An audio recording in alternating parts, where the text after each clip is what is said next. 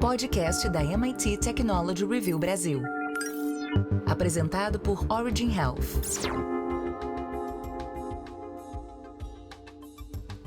Olá, bem-vindas e bem-vindos ao podcast da MIT Technology Review Brasil, apresentado pela Origin. Eu sou Laura Murta, estou com Camila Pepe e Jonas Sertório.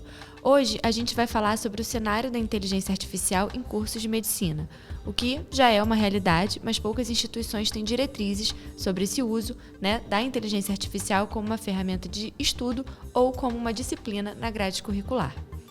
Lembrando que essa é a vertical de saúde da MIT Technology Review Brasil e semanalmente você pode acompanhar as nossas discussões sobre biotecnologia e inovação. Faça parte da comunidade MIT Technology Review Brasil e assine nosso conteúdo em mittechreview.com.br/assine. MIT Tech Review/assine. O artigo de Carolina Belin traz a história de Renata Silveira, que tem hoje 20 anos de idade e é aluna do segundo semestre da Faculdade de Medicina da Universidade Federal do Rio Grande do Sul e que não consegue conceber um aprendizado sem tecnologia. E até se questiona como é que as pessoas faziam medicina antes. Para ela, não tem como imaginar um ensino sem isso. Segundo o Censo da Educação Superior 2021, divulgado pelo Instituto Nacional de Estudos e Pesquisas Educacionais Anísio Teixeira, o perfil do aluno que ingressa no ensino superior no Brasil tem idade média entre 19 e 21 anos, uma geração que já cresceu em um mundo digital. Recursos inovadores fazem parte da rotina de estudo de Renata. Ela conta que desde a época da preparação para o vestibular, ela usa um aplicativo com cartões de memorização. A ferramenta tem um algoritmo de repetição espaçada que ajuda na fixação dos conteúdos. Ela também relata que utiliza o ChatGPT, especialmente para auxiliar em conteúdos que ainda desconhece. E o que a gente vê aqui é que o uso da inteligência artificial entre estudantes de medicina já é uma realidade. Mas nem todas as instituições transformaram a tendência em orientações objetivas, tampouco buscam a inclusão da ferramenta em sala de aula ou nas grades curriculares. A acadêmica diz que usar essa tecnologia é comum entre os colegas, mas que o assunto jamais foi abordado pelos professores. Então, Camila, hoje no nosso país a gente já tem alguma faculdade de medicina que incorpore a inteligência artificial no processo de aprendizagem ou que aborde como uma disciplina para o uso na área de saúde? Temos sim, Laura. Na Faculdade de Medicina do Centro de Ensino e Pesquisa Albert Einstein, um núcleo foi criado para avaliar os usos e a inclusão de inteligência artificial na grade curricular do curso, assim como o ChatGPT começou a gerar grandes repercussões na área da saúde, segundo os médicos e professores Carlos Augusto Cardim e Daniele Godoy. A necessidade de tratar do assunto veio da observação dos próprios alunos. Daniele diz que eles fizeram uma pesquisa entre março e abril de 2023 e identificaram que mais de 90% dos alunos já tinham acessado o ChatGPT e que metade deles estavam usando a ferramenta para estudo. Eles chegaram à conclusão de que teriam que aprender e se abrir para esse mundo. Por enquanto, eles estão traçando estratégias para trabalhar de forma mais ativa, mas já tem algumas ações em andamento, como a inclusão da aula sobre como usar o ChatGPT e aulas sobre transformação digital e o uso de inteligência artificial na medicina na própria grade curricular, de forma que o estudante comece a experimentar o uso das ferramentas de uma maneira consciente, racional e segura. A professora relata que, após exercícios, os estudantes perceberam claramente que o uso da ferramenta era muito mais eficiente quando eles analisavam casos clínicos de temas já estudados. Com conteúdos ainda pouco explorados, ficavam reféns de respostas não confiáveis. Carlos Cardim conta também como tem sido o desafio de abordar o tema com os estudantes. Ele conta que tem lido bastante sobre isso e aborda o assunto em aula para falar sobre as vantagens e os riscos de incorporar essas novas tecnologias, mostrando exemplos e confrontando com a sua disciplina, que é a de medicina baseada em evidências. Mas ainda estão em amadurecimento, entendendo como vão passar isso para os alunos. Eles querem estruturar um pouco melhor para poder avançar, inclusive na parte de segurança acadêmica, para que possam até avaliar os alunos adequadamente em provas. de uma geração completamente diferente da que está em sala de aula atualmente e com vasta experiência profissional, tanto na prática quanto no ensino e em gestão de saúde, os dois profissionais concordam que ignorar as mudanças trazidas pelas novas tecnologias não é um caminho plausível, ao contrário, é preciso usar essa bagagem para encontrar as melhores formas de incorporação. Daniele conta que se eles fecharem os olhos e proibirem o uso, os alunos provavelmente continuarão usando e eles não vão poder exercer o papel de fazer a tutoria do uso dessa informação. Então, para ela, resistir à chegada dessa ferramenta talvez seja uma estratégia inadequada.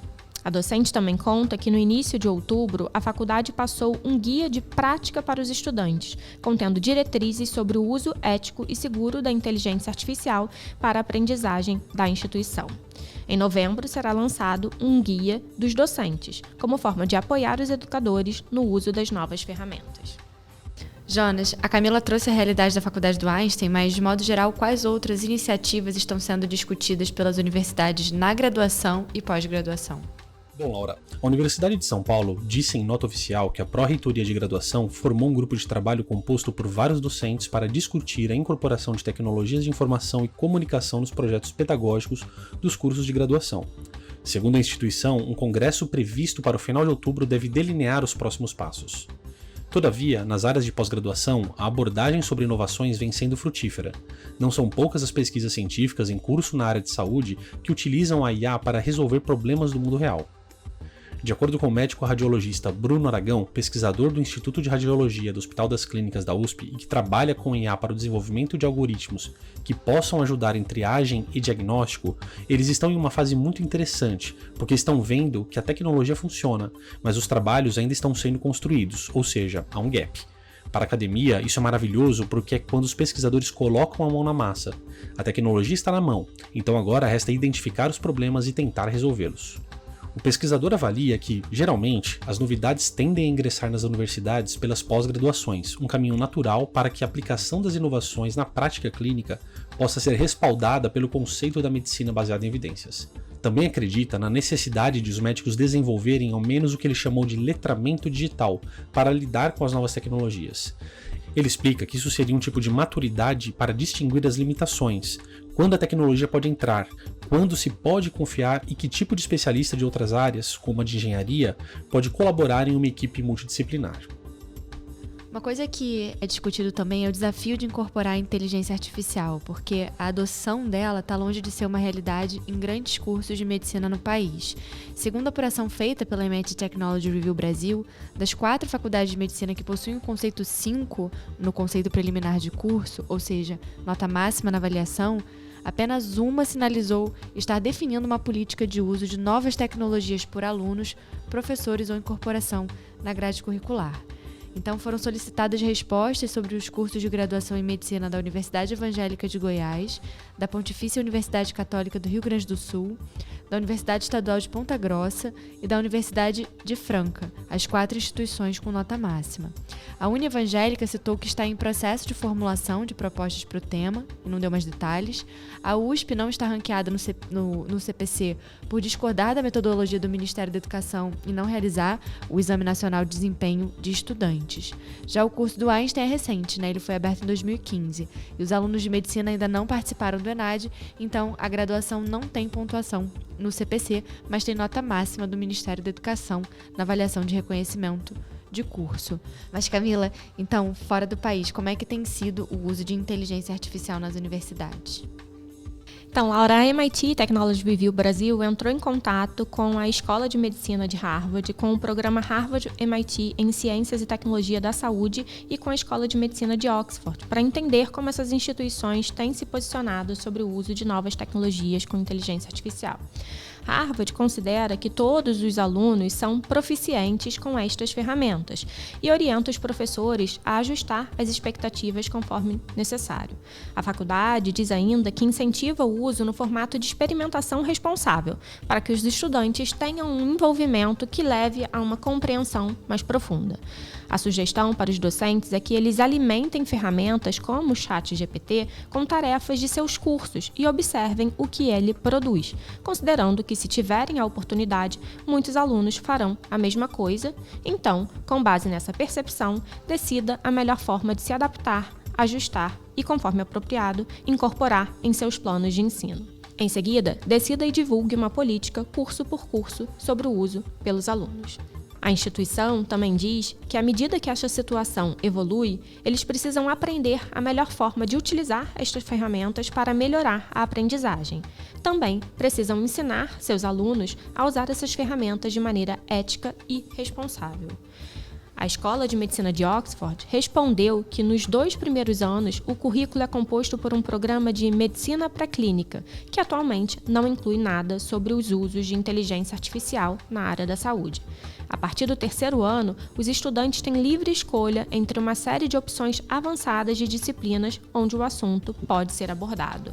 O programa Harvard-MIT em Ciências e Tecnologia da Saúde informou que o MIT Swarthmore College of Computing capitaneia uma iniciativa chamada Policy Forum, um esforço global que reúne cientistas, tecnólogos, legisladores e líderes empresariais com o objetivo de impulsionar o debate sobre os desafios sociais criados pela crescente adaptabilidade da inteligência artificial, dos princípios à implementação prática. Ainda de acordo com o MIT, vários grupos de trabalho exploram diferentes questões, principalmente nas áreas de mobilidade, finanças e assistência médica. O processo envolve workshops e eventos periódicos. E hoje a nossa entrevistada aqui no podcast é a Daniele Godoy, que é médica especialista em educação e tecnologia e professora da Faculdade de Medicina do Einstein. Bem-vinda, Daniele. Obrigada, Camila. Daniele, até para a gente começar, a gente trouxe um panorama no artigo, né, com as faculdades que hoje usam, né, trabalham, ensinam e a questão da inteligência artificial, mas qual é o cenário atual, tanto do uso de aplicativos, de ferramenta pelos alunos, de ensino, enfim, trazendo essa visão mais geral, né? Como é que é esse cenário hoje no país? Olha, essa pergunta é super difícil de responder, viu, Camila? É difícil porque no nosso país muitas vezes a gente não tem tanto a prática de fazer investigações a fundo do que tem sido usado dentro das graduações, né? A gente tem trabalhos muito mais tradicionais, das disciplinas tradicionais, mas quando a gente olha para disciplinas que trazem inovação ou que trazem algo que fica um pouco fora ainda das diretrizes curriculares, a gente tem muito pouca informação. Todo mundo acompanha aí a entrada do ChatGPT, agora a gente já tem várias ferramentas de linguagem generativa que estão abertas também, mas ele eu acho que foi o primeiro que realmente abriu de forma gratuita e a partir daí todo mundo começou de fato a prestar um pouco mais atenção, até por conta de uma mobilização dos estudantes em cima disso. Então a gente tem ouvido alguns ciclos, a gente tem visto alguns eventos pelo país, não focados especificamente nisso, mas eventos gerais e que sempre tem ali alguma mesa redonda, né, ou algum workshop focando em inteligência artificial. Então é difícil eu te dar um panorama geral do que vem acontecido, mas o que a gente sente é que todas as faculdades em graus diferentes de investimento, elas têm procurado entender um pouco todo esse processo. Algumas já trabalham com algumas coisas de inteligência artificial já no campo médico, a gente sabe que a inteligência artificial ela já vem como uma ferramenta já há alguns anos dentro de alguns processos dentro da medicina, mas ainda de forma muito incipiente, hoje muito mais usada para algoritmos para exames, para análise de imagem, alguns aplicativos de tomada de decisão, mas ainda de uma forma não ensinada de fato nos cursos de medicina. Com essa chegada do ChatGPT, do Bard, de outros de ferramenta mais aberta, a gente acaba sendo impulsionado pelos próprios alunos a tentar entender como incorporar isso no processo de aprendizagem, né, no processo de ensino do aluno, pensando no médico que ele vai formar lá na frente. Mas o que eu posso te dizer é isso, hoje é tudo muito incipiente, todo mundo aprendendo junto como fazer essa introdução da inteligência artificial para os estudantes de medicina, com esse foco de cenário na medicina. Perfeito, doutora Daniela. Você trouxe um ponto aqui, né, dessa pressão do estudante, que eu queria até ouvir um pouco mais de você sobre isso, porque a própria matéria, ela traz um dado do Censo de Educação Superior, que fala que o perfil do estudante, né, do ensino superior, de entrada no ensino superior, tem uma idade média ali entre 19 e 21 anos, ou seja, a gente está falando de uma geração que já cresceu nesse mundo digital. Então, essa pressão, ela realmente deve existir, né? Como que você enxerga isso? Existe realmente uma pressão dos alunos para que isso acabe acontecendo de uma maneira até mais acelerada do que vocês têm visto? Com certeza. Essa geração específica de agora, né? Eu tenho sentido muito isso nessas últimas turmas, que são os absolutamente nativos digitais de fato. Eles têm uma relação com a tecnologia e, mais do que isso, Camila, uma relação com a aquisição de informação que é muito diferente das gerações anteriores. A minha formação, por exemplo, bem tradicional, de busca de informação nos livros, né? Quando eu estava na faculdade de internet, estava começando ainda, muito pouco. Então, a gente tinha uma busca de informação muito mais tradicional, muito mais cartesiana. Eles não, eles têm uma informação que hoje é muito fluida, né, e muito rápida, e até com excesso, inclusive, de informação, né? Se você entra ali nos modelos hoje que eles usam muito, como Instagram, como TikTok, é a informação ali, se eu não gostei, eu passo para a próxima e procuro outra fonte e deu. E isso acaba sendo transportado também para dentro do curso de medicina. É claro que é um curso que tem uma carga formativa e de conteúdo muito pesada, que é difícil a gente ir para o outro extremo também, que é só da tecnologia ou só dessa, às vezes, superficialidade até da informação. Então, a gente tem que se aprofundar, mas isso traz para a gente o desafio de lidar justamente com esse perfil geracional que a gente tem agora. A informação ela tem que ser mais fluida, ela tem que engajar o aluno, né, o estudante durante o curso, algo que a gente não consegue, por exemplo, com uma aula tradicional, como eu tive na minha graduação, do professor lá na frente, falando 4 horas seguidas. É impossível esse modelo funcionar com esse tipo de geração. E aí ela te puxa para isso, né? Te puxa para as inovações em tecnologias educacionais. Então, hoje a gente usa muito metodologia ativa no ensino. Ainda temos muitas faculdades no Brasil com metodologia absolutamente tradicional, tá, Camila? Mas muitas já buscando transformar o seu método já para pegar esse perfil aí dos alunos, né? Na própria reportagem eu citei um dado, uma pesquisa muito rápida que a gente fez internamente dentro da faculdade.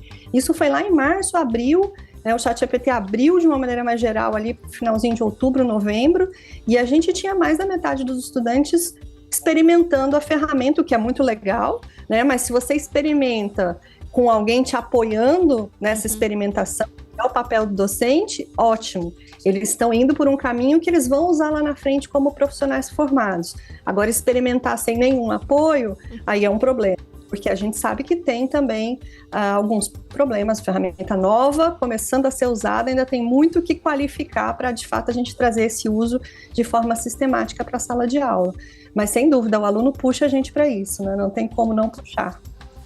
Agora, Daniela, assim, existe algum risco hoje que já é estudado com relação à inclusão de inteligência artificial dentro do curso de medicina como uma ferramenta para a educação, né? Não como uma ferramenta de diagnóstico, né? Alguma coisa Sim. nesse sentido. Mas dentro dessa questão da educação, até para que os próprios alunos entendam se existe alguma limitação, né? Quais são os cuidados que eles devem ter nesse sentido. Já tem alguma diretriz, né, estabelecida nesse sentido? Tem algumas diretrizes internacionais justamente por conta desses, digamos, dessas preocupações que a gente tem do uso para o ensino. É uma ferramenta que tem uma informação infinita praticamente, né, mas que vem de uma base também que ela é muito diversificada. E aí, se a base é muito diversificada, muita informação de base de dados que ela foi construída em cima de internet, a gente tem alguns problemas. Então, a gente tem vieses, a gente tem informações que não são verdadeiras, a gente tem alucinações, né? Então, essas ferramentas, elas muitas vezes, elas geram informação que parece verdadeira, mas ela não é. É uma informação absolutamente falsa.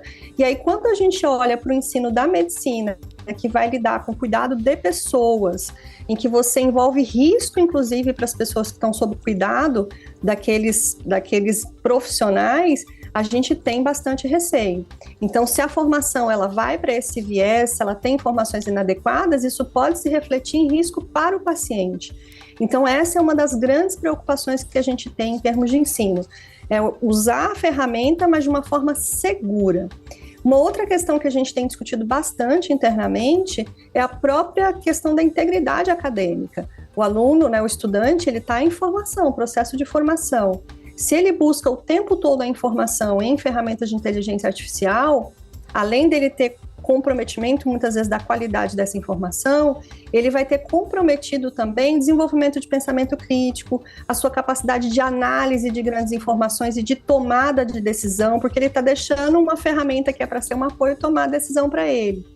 Então, essa questão da integridade acadêmica, a gente tem que olhar com bastante cuidado, né? A ética disso, informação de paciente, então, como é curso de medicina, colocar uma informação de paciente numa base dessa que é gratuita e aberta, a informação ela vai, sabe-se lá para onde, né? Então, é algo que a gente orienta sempre também os nossos estudantes com esse cuidado.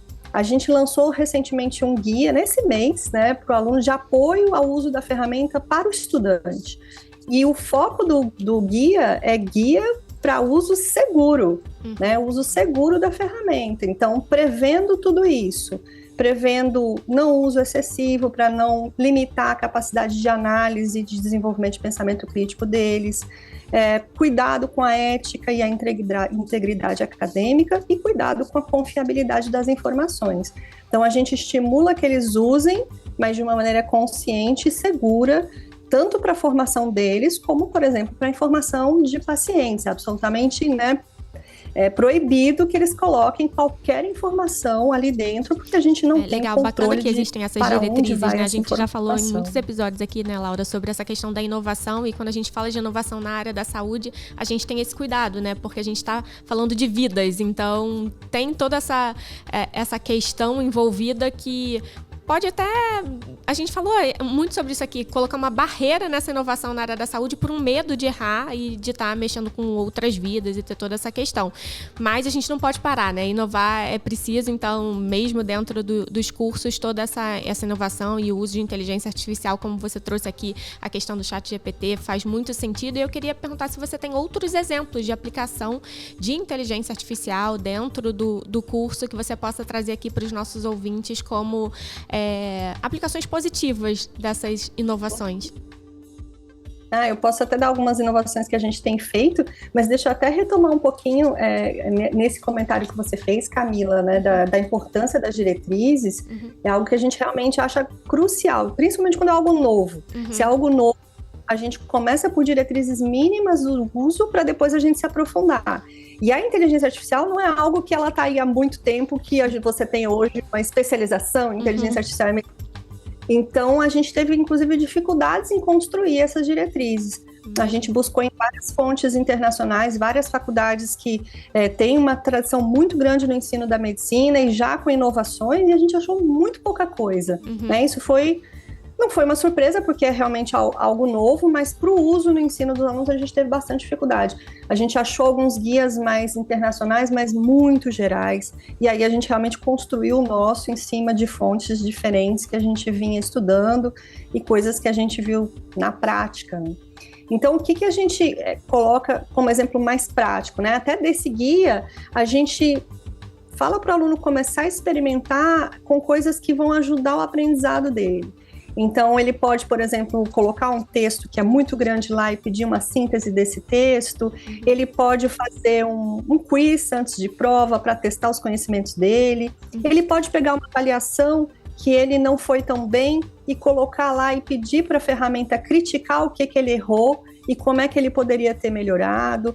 Capacidade de escrita, né? Eles podem usar, então a ferramenta ela te ajuda um pouco no encadeamento lógico, em como você constrói um bom texto.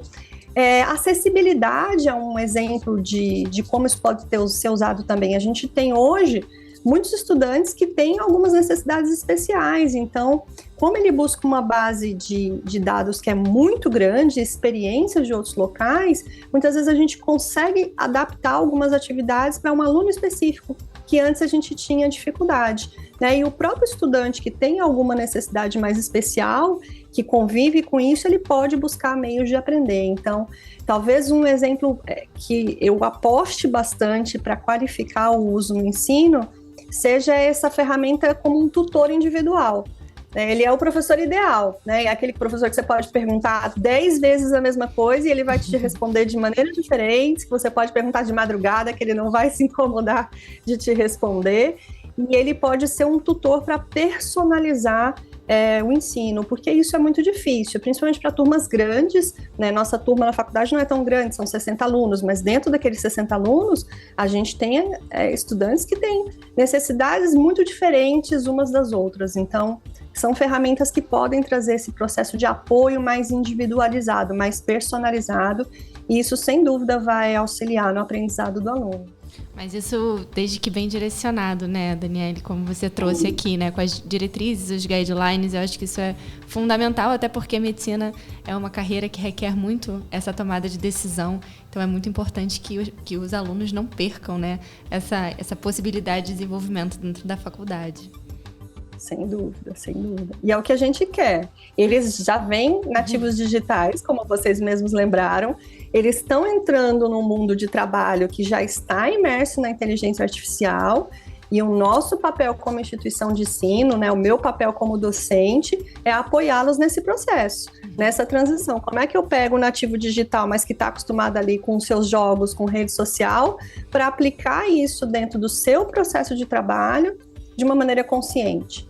Então, até o que a gente tem estimulado eles a usarem, até para eles começarem a, de fato, se habituar com isso, que é uma coisa mais nova, mas que vai estar completamente permeando aí os processos de trabalho deles aí ao longo do tempo, né? Eu vi uma pesquisa recente que foi feita pela Elsevier, né, que é uma base de artigos científicos, Health, e ela mostrando que a gente já tem uma quantidade de médicos no mundo usando bastante inteligência artificial, até me surpreendeu, assim, foi uma pesquisa recente que eles fizeram nos últimos meses, em vários países, e eles mostraram que pelo menos 30% dos médicos que participaram e como sujeitos dessa pesquisa, já usavam inteligência artificial de alguma forma no seu consultório, ou algum aplicativo, algum algoritmo de tomada de decisão, ou de triagem de paciente, então é uma realidade. Então, esses estudantes que estão hoje na formação, na residência, que é o pós-faculdade, eles vão estar imersos nesse mundo, né? Não tem como fugir disso. Fugir disso, na verdade, é um caminho que não é interessante dentro das instituições de ensino. E eu estava pensando aqui, esse estudante hoje, no futuro, ele vai lidar com muitos pacientes que também são nativos digitais, né? Que vão ter isso no seu DNA, e aí é bom que ele esteja preparado para lidar com essa situação também, né? Sem dúvida, na verdade isso já está acontecendo, viu, Camila? Tem vários pacientes que já têm usado. Eles usavam classicamente o Dr. Google, né? Que é jogar lá no Google. Mas o ChatGPT traz uma informação muito mais palatável para eles. Então já tem paciente chegando em consultório falando, eu olhei lá no ChatGPT, e até trazendo diagnósticos, né? Coloquei os meus sintomas e eu acho que eu tenho isso.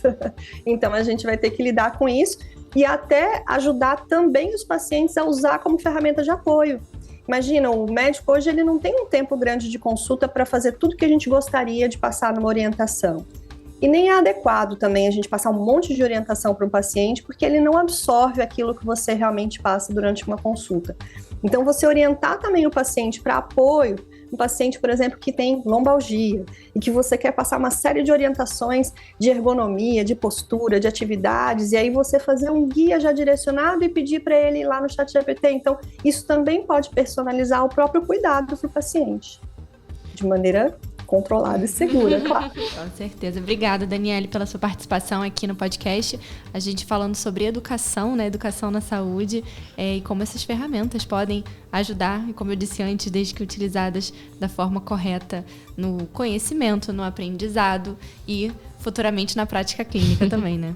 Eu que agradeço muito essa oportunidade, me sinto honrada de estar aqui participando do podcast com esse assunto que eu gosto bastante, que estou aprendendo também e que todo mundo está aprendendo junto, né? Então, muito obrigada pelo convite, eu que agradesso. Nosso episódio está chegando ao fim, mas eu queria te convidar a conferir a nova edição da revista digital da MIT Technology Review Brasil sobre saúde.